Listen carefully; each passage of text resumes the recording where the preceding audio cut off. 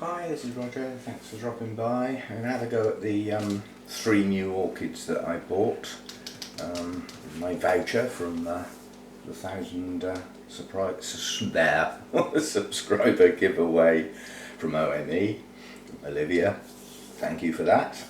Very happy with these plants, but as always, I want to get on with them.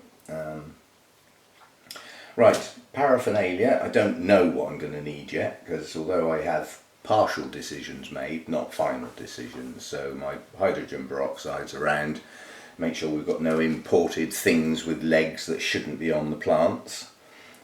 I don't know whether the bugs speak Polish if they come from Poland, but I don't suspect that originated in Poland. I suspect that's not long been out of Thailand, and we certainly don't want bugs from that part of the world in this part of the world. They probably wouldn't last long anyway, it's too cold. So clean up job, that's my sharpened screwdriver for making holes in mounts should I need to do so. Scissors, sharpened, pliers and wire cutters for fiddling with associated wire if I choose to go down that road. And I use these jugs up here to go and fetch the bark, which I store out in the hallway. So yeah. First of all, a thank you. I was concerned about this particular Cattleya cross. If I can get this to focus in this light. So I don't find the lens, that'll help, won't it? It was the Cattleya bit. My little mind, while I was unpacking these and getting all excited, immediately thought, with a word like tonia on the end, I immediately thought of Miltonia. But like a dumb person, I didn't think of Broughtonia, did I? Which is in the Cattleya Alliance, which makes far more flipping sense. So thanks to whoever from the channel, EDDM, for pointing that out to me. So it is a Cattleya cross, and that makes far more sense.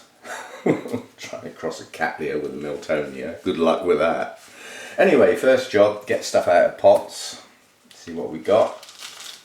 I don't suspect I'm going to have any serious problems with roots. This one is going to go on a mount. It is a miniature cat, and it will suit a mount fine. Now there's very few active growing root tips, but there are some. Yeah? Some is good enough on a Cattleya, because the rest of these roots, apart from a few in the centre, which is not unusual, a lot of these roots are still viable. So even though they're a bit dry, they've still got root tips. They will plump up. Just give them a bit of hydration and they'll fire up quite nicely. So that, for the size of that plant, as a bought-in Cattleya goes, I'm pleased with that root system. Very pleased. But, yeah, we've got a nice new growth coming out there, and the latest new growth maturing here. The leaves not properly open yet, but getting there. This is not an old plant, it's a relatively young plant, and it's been grown on. Yeah, these are the original tiny little pseudo bulbs. So this looks like this has been pushed on, from an original seedling, rather than just being chopped off a larger plant. Yeah, I'm quite pleased with that. There's some good roots there. I'll give that a wash under the tap, and as I say, there are a few dead roots in the middle which I'll trim, but I need to get the roots wet now to make them pliable. They will bend easier, because obviously if I'm going to mount it I need to get it flat. Yeah, and I don't want to snap roots if I can possibly help it. So yeah, not a bad little plant. So we'll put that one in the sink ready to clean up. So that's that one done. The quality of the bark it's in is pretty good. I don't know how long it's been in there, but the roots were down in the pot. So it's not a recently potted up plant. Probably an import that was potted up and then has been in that pot ever since. Let me just get this one out of the way, because this has tendencies to fall over. It's a bit lopsided. We'll have some fun with this one. I really do hope that is secure, that new growth. It feels to me like it got a bit bent, but it also feels quite firm. So I don't think it's actually sort of snapped on the inside there. Now this is a Cattleya, which is probably just a Cattleya now, as most of the Lalias got moved into Cattleya. And, Pradit spots. It's one I've had my eye on for a while and just haven't really come across one that looked reasonable. And although I didn't know what I was getting, this is just pieces of coconut. Well, that's a novel idea. I can virtually guarantee that this did not get potted like this in the European Union.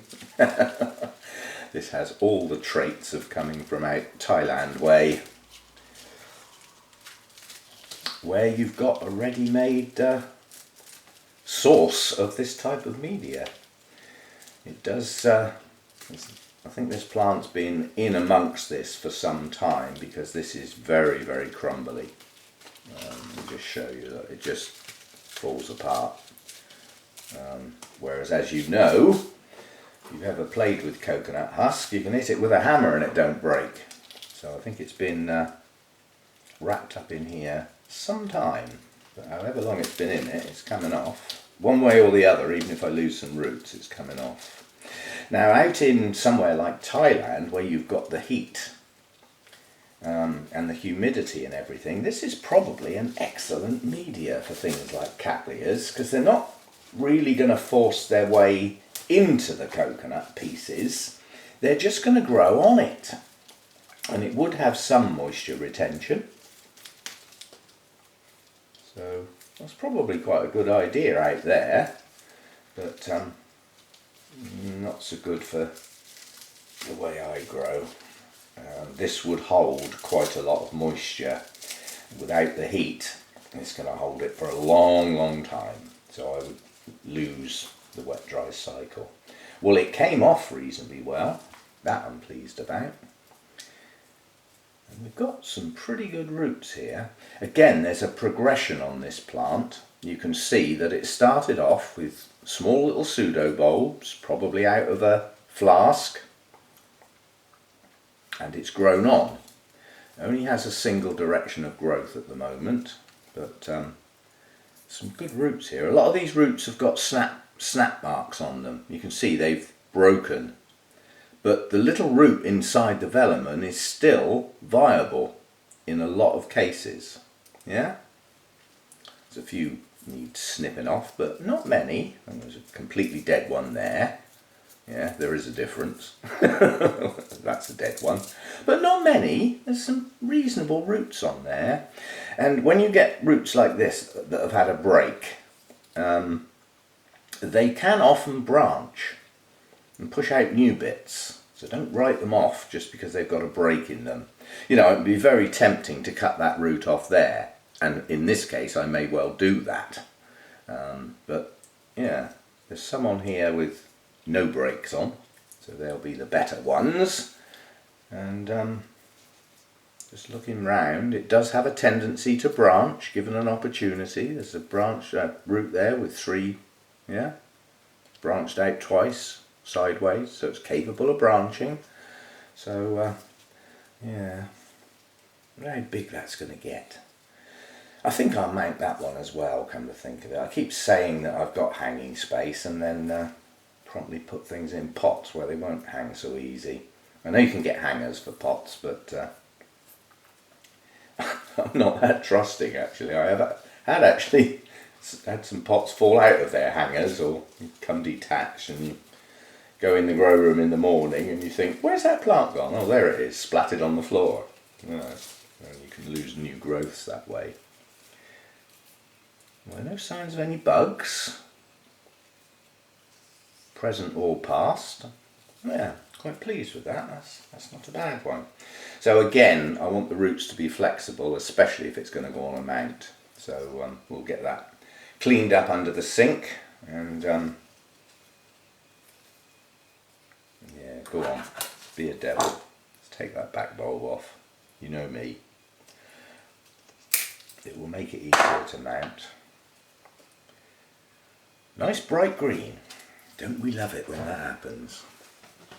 While I'm at it, can I get one on here? I mean, these tiny little seedling pseudo bulbs don't serve any purpose. Once you've got mature bulbs, these little seedling bulbs really are, they're not there for any good reason. The trouble is, there's no real rhizome there to get at. No, I'm not going to be able to get at that one. I'll be trusting. It'll get treated anyway. Right, that's the worst of the mess out the way. Funny stuff this, isn't it? It's just literally, I assume it's coconut. It could just be some other sort of bark. But whatever it is, it's been around a long time and it's completely crumbling. And it does smell a bit mushroomy. Not a lot. I've had a lot worse than that. Right, now this one, let's get the hanger off. See, these hangers are good because they're sprung loaded and plastic. So they haven't got spiky bits digging into your leaves. But they do need a good rim on the plant to grab hold of, because without that they just slip. You've got to have a pot with a good sturdy rim or they don't work so good. Otherwise they're great. Now this is a conundrum because this long dangly cane here is still growing. It hasn't reached its terminal leaf yet. That one has. And all the rest of the canes are still in active growth. So I would suggest that at least 4 of those canes are this year's growth. So that plant has come on well this year, wherever it was grown. Whether it was grown in Poland or somewhere else and brought in, it's doing well. But, I know it's in a solid mass of moss. I did give it a drop of water yesterday, but yeah, the conundrum with this one is, does it really want to hang, or would it prefer to stand upright? This is not bad, because although it's growing in moss, it's not solidly compacted like some of them are. It is relatively loose, so there is, itchy snitch. There is the possibility of some air still getting in around these roots. Not a lot, but better than none. Yeah, I mean, as a moss planted plant goes, which quite honestly in my book is not the best way to grow dendrobiums. A lot of them do like that wet-dry cycle. Once I look up the habitat that this comes from, we'll find out at what elevation. That'll give me an idea for the temperature. Country and elevation gives you your temperature range. And then in addition to that, what sort of habitat does it come from? I mean, if you come across some dendrobiums, they grow on rocks out in the sunshine. You think, how the hell do they manage? But they do. And some of the Kingianan types, the Aussie ones, you know, they live in pretty harsh environments, and how they've got enough roots to support themselves, I really don't know, but they do. They manage. And another thing with plants, orchids that seem to be growing in harsh conditions, a lot of the time the reason they manage that is because they don't ever get disturbed. The few roots they've got hanging into crevices is what they've got, and if you damage them they can go over quite quick. You just got to think about where it comes from. But as I said, this one I would prefer to mount it and then it would hang, simply because that's how most of my dendrobiums grow. But what I need to do before I decide is find out if this is a continuous grower or a resting type under normal circumstances, because if it's a continuous grower then it does need to go in a pot. Well, that's how I grow them. You know, things like my Latorias, my Dendrobium phalaenopsis types, Victoria regeniae. I've got a few lurking around. Moniliform is another one. they're continuous growers. They slow up a bit in the winter, but they don't stop. So they need, you know, a more stable environment for their roots, really. Whereas the resting types, they're difficult to rest in a pot. The simple reason is the media will stay wet in your cooler temperatures. Well, that's not really a drier winter rest, is it? If you water your blinking pot and it stays wet for a fortnight. That's not really the game we're supposed to be playing. And it's so much easier to control that in the winter with a mount. So that's why I like them. That is quite a good root system. Some of these are dry, and some of them, like these, may well be dead. But a lot of dendrobiums effectively replace their root system year in, year out, so they're constantly replenishing the root stocks. Yeah, this is the oldest part here. These bits are dried and dead. But a little trim, not a major trim, and use the tap to get the last bit of that moss out of the centre. And then we'll go with that, but I'm still in two minds whether to strap this thing upright. But the decision is, what sort of grower is it? If it's a continuous grower, it's going in a pot, and I will strap these two canes up along with the others and keep it upright. If it's a resting type, then it will get mounted because I have the control for the winter watering then. Even though there's not much of it, there will be some. So there we go, I'll get these cleaned up and I'll be back. Right, welcome back. Complete change of plan. It suddenly dawned on me, the holy clots, that's me, clod. Holy pots were got for Cattleyas in the main, and what's the point in having them sitting there empty? That's what they were got for. And my idea of, I've got plenty of hanging space, well, these pots will hang. They don't have to go on a shelf, do they? So I kill two birds with one stone. I get a Cattleya in a home that, from past experience with the other Cattleyas, they absolutely love. But I can still gain hanging space and remove shelf space should I choose to do so. But the choice is there, that's the main thing. So I'm just trying to find a place where a wire can go across here without, quite honestly, these little bulbs are not worth leaving on there. They're only going to faff around and get in the way, aren't they? Not really serving any purpose anymore. They've done their job. No, I'm not posting off those to anyone. 5 years before that will bloom.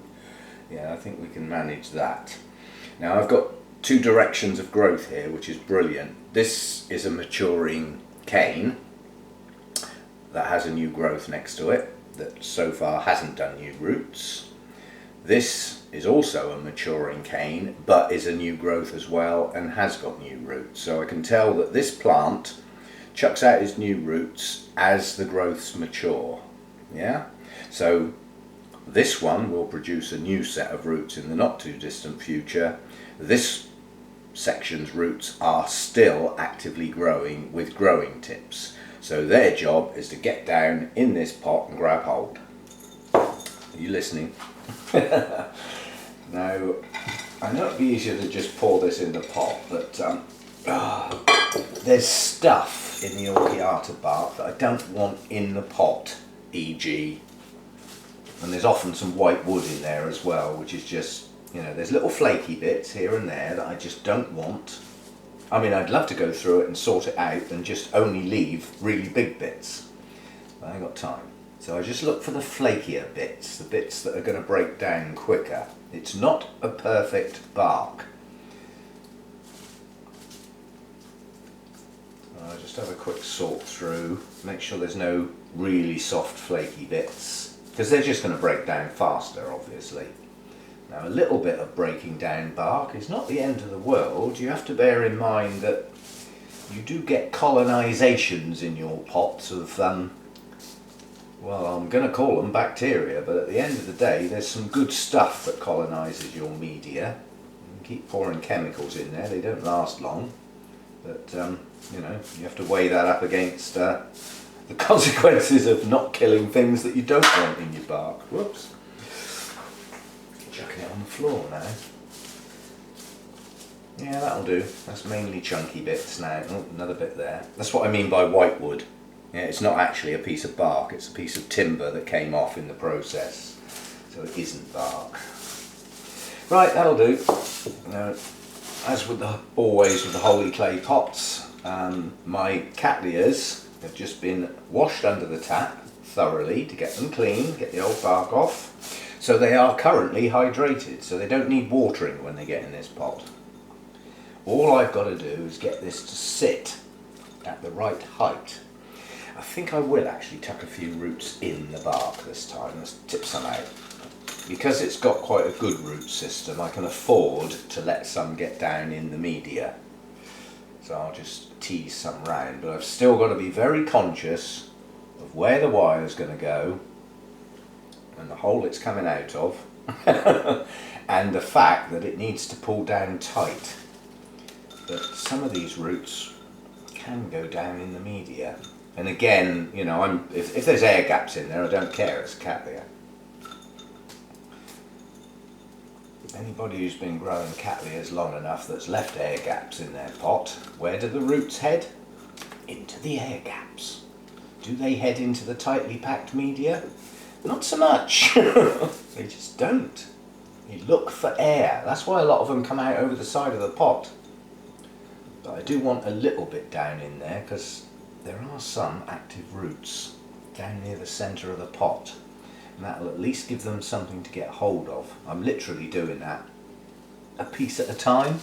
just finding some gaps and just putting a bit of bark down in there.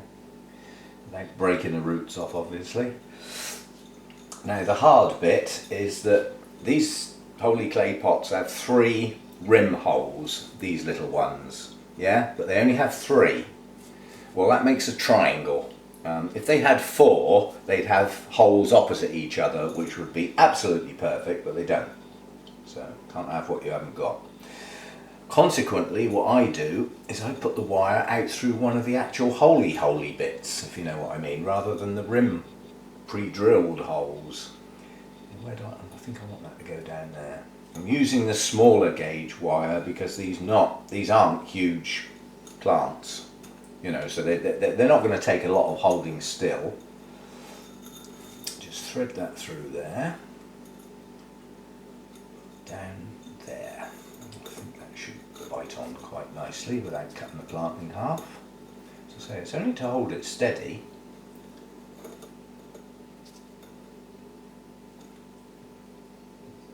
Yep, good enough. Good enough. I don't even need to pull that tight with the pliers. I often do, but I don't this time.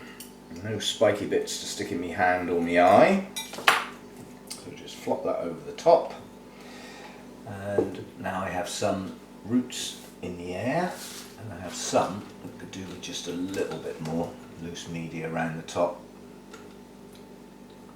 Stop it drying out too quickly, although I do want a fast wet dry cycle. That's the beauty of these pots. And there is a nice aerial root that will float across the top of that bark and may be the first one to reach the rim of the pot. Come on, it's a competition. Who's going to get to the side of the pot first and get over the edge? Because quite honestly, I like to see that. I know some people don't, but I do. I'm not going to put these flippy floppy tags back in. I'm going to do some of my own sturdy ones. So that's that one done. Short and sweet. Next, a bit bigger this time, and an extensive root system and a pain in the arse new growth because it's dipped and then decided to climb. So I'm going to have to leave a hollow under that in the bark. Now this really ought to go in a big holy clay pot. Have I got any big holy clay pots? No, I've run out. So it's going to get squashed in a small holy clay pot.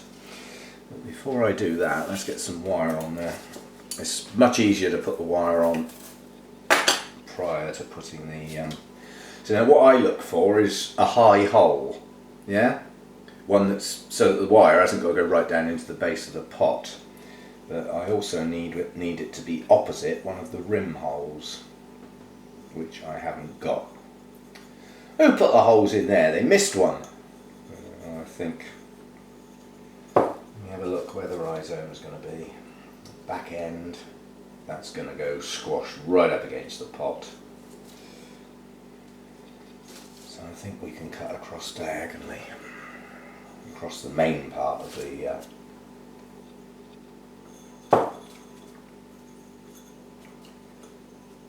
hopefully. This is my theory, what I have. Now again, this one is going in the pot with no media. Oh, hang on, let me just sort my media out now while I'm thinking about it. Or I shall forget and tip it all in, and then I shall get manky bits like that in there. Like that. Once you get your eye in, it's very easy to spot the pieces you don't want.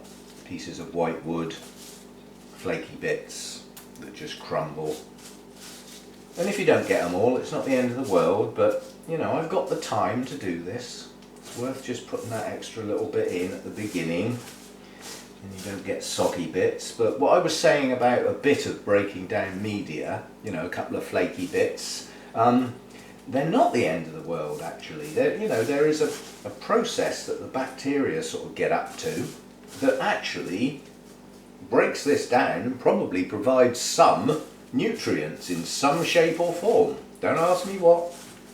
I could hear you taking the breath. Well, what are those then? I don't know.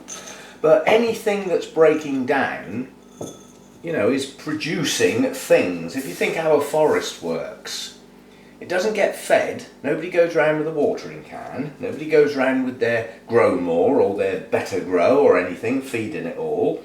Its whole food chain is based on decay. Dead leaves, branches falling over, you know, plants underneath, all that sort of stuff, dropping its leaves, dying back and getting down into the soil, and then little things get at it and get up to things that, you know, break everything down and provide nutrients. Right. Oh, this is going to get squashed.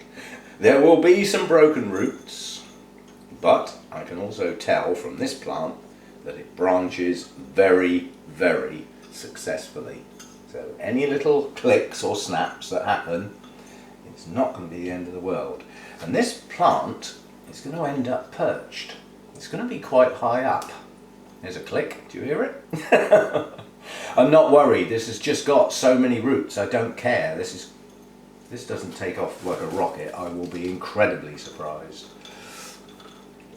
But because there is a hell of a lot of air down in this pot, I will tease some in round these lower roots. You might even get away without having to wire this, you know. There's just so many roots down in the pot. Do you know, I think as Cattleyas go, when you buy them, they're often a bit naff in the older root department. Mainly because they're just left in their pots too long and neglected, and, you know. You can imagine that the supplier, the nursery, look, I spent a lot of money for this flipping thing, why won't you sell? They're no good. If you think about it, if they've done an import, a load of plants and this, that and the other, they're no good to them sat on the shelf. They need to be in one of our homes, having parted with our hard-earned pennies. That's why they buy them in. They don't buy them in because they love the orchids, they buy them in to make money. And they don't make any money sat on the shelf. They cost money when they're sitting on the shelf. So they would much prefer them to be gone. And they don't like doing a lot of work with them while they own them. They like to keep that to an absolute minimum. Chuck water on them, often automated, you know, no work, no effort, no costs. It makes sense. If you're in a business, not doing it as a hobby, you don't want to be spending money, you want to be earning it. Do you know what? I don't think I'm going to bother wiring that. Don't need to.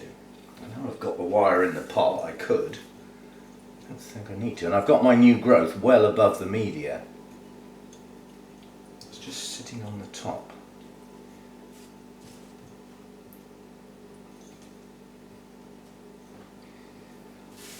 Can I get the wire anywhere, any sense? I can't really. I'm just going to do without it. That's perfectly secure.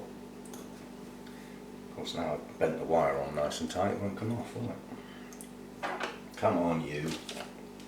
Out you come. Thank you.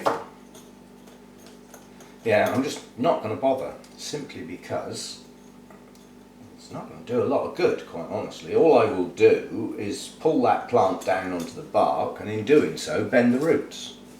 And then we get even more clicky sounds.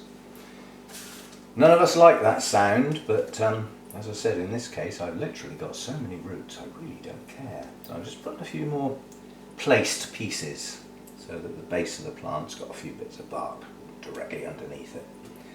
And that will do. That's perfectly secure.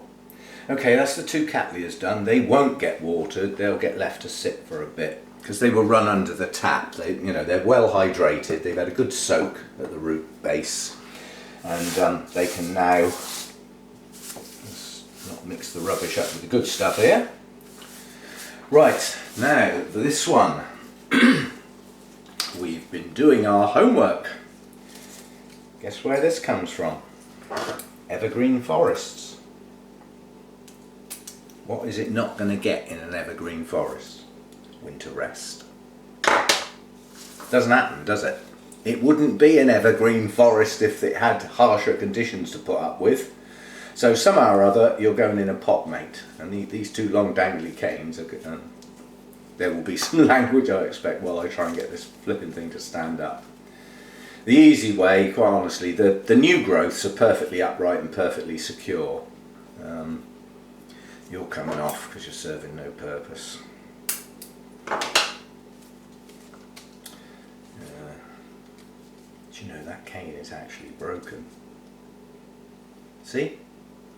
Well, then there's no point in leaving it, is there? That's one long dangly cane sorted. There's no point in leaving it there, it's broken. It's not going to shoot out the side or anything. It's not that sort of plant. That leaves one long dangly one that's bent. Oh well, it'll have to be staked. But it's effectively declared a continuous grower. Yeah? So it can go in a pot exactly the same as I would do with a Latoria. Comes from places like the Philippines. And like I say, it comes from evergreen forests, but in bright areas in that evergreen forest. So it's probably in little clearings or on the edges of clearings where it does get some pretty bright light. So it doesn't live in the dark, it doesn't live down on the floor. But yeah, I'll go and get myself a pot sorted out. Believe it or not, that's going to get squashed in the smallest possible pot I can. I'll go and get myself sorted out. I'll be back. ×2. Okay, let's have a play with this one then. I want this in a confined space. I don't want this in a big pot.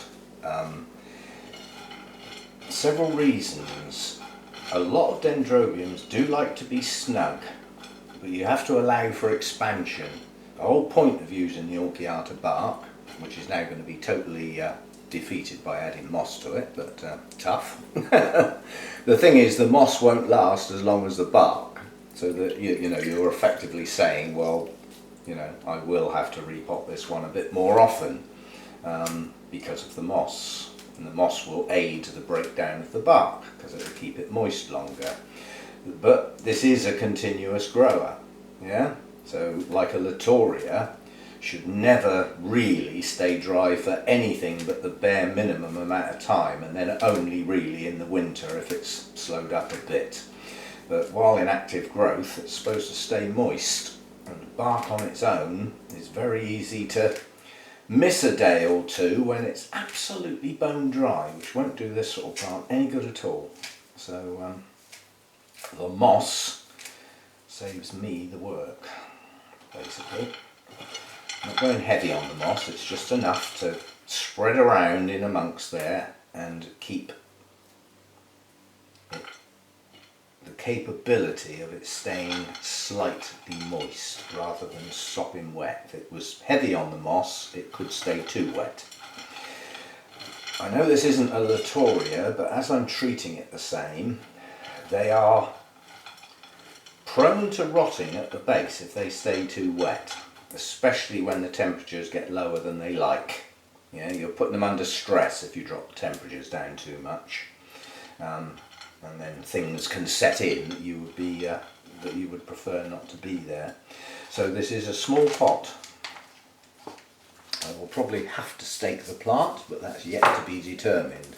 And quite honestly, the only reason I'll have to stake this is this flipping thing still actually growing. Now, all of the canes left on here now, every single cane is in active growth, which implies it's not very old, this plant, and otherwise it would have some older canes on it. So I think it's just been grown fast, just grown well. Totally different thing to the Cattleyas this time. I do not want loads of air gaps this time. The odd little one or two I'll live with, but I don't want loads of air in this pot. It's not that type of plant. So the easy way to avoid the air gaps is to put your media in smaller amounts and do lots of wiggling. And it's a branching root system, dramatically branching root system, so any roots that get broken will branch out. Yeah, you're going to be a nuisance, you are, aren't you? It's made up its mind it's going to cause me a problem, that long floppy cane. Good mind to cut the flipping thing off, you know. And then I'd have a lovely upright plant with 1, 2, 3, 4 good canes on it. But the difference between 4 canes and 5 canes, that's, you know, I've got a feeling that, do you know that's broken at the base? So it is going to come off. Look, you can see the crack there. It's actually broken. So it's doomed. Well, that solves the problem then, I'm afraid. It's a pity, that was its best, well, its longest cane, but now it's a nice upright plant. That's going to seem very dramatic to a lot of people, but that would not affect the blooming size of the plant, because it still has plenty of good new canes still in active growth. And the chances are, once it gets its feet settled in here and those roots start to branch out and filling this pot up, it will start chucking out new growths as well, maybe even more. Now that may have delayed blooming, but that cane was definitely disjointed at the base, so the chances are it would have died anyway, and I'd have had to sit there looking at it all that time. I'm desperately trying to keep the base of the plant just high of the media so that it doesn't sit in it. As I said, these types, the way they grow, they don't like to dry out, but then they don't like to be soggy either. You just got to get that balance.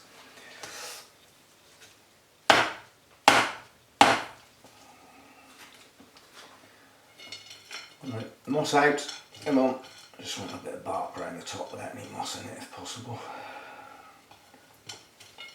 Just make sure those roots have got something over them. In fact, I might even take some of that moss off the surface there. A little bit of an overload there. So we'll get some of that out the way and replace it with just bark. Which, given that it's at the top of the pot, will dry fast. And should stop the base getting soggy. Right, that's not a bad looking plant now. It's a shame about that, but you know, it was never going to look pretty, was it? And it was definitely broken at the base. It had been bent at some point, and it was only the sheath holding it on there, quite honestly. I reckon that'll do. Yep, quite pleased with that. Now, if you canes flop over after that effort of keeping you upright, there'd be trouble, but I don't think they will. I think it is going to have an upright habit. So that's my theory. That is a hell of a pot full of roots there. That hopefully will get going quite quickly. A nice good one coming down the outside of the pot there, providing it's still attached to the plant, of course. Yeah, I can see some root tips. That's always handy after you've repotted, because then you can keep your eye on them and make sure they're actively growing and nothing's going wrong, having just disturbed it quite dramatically. So there we go, that's those 3 done.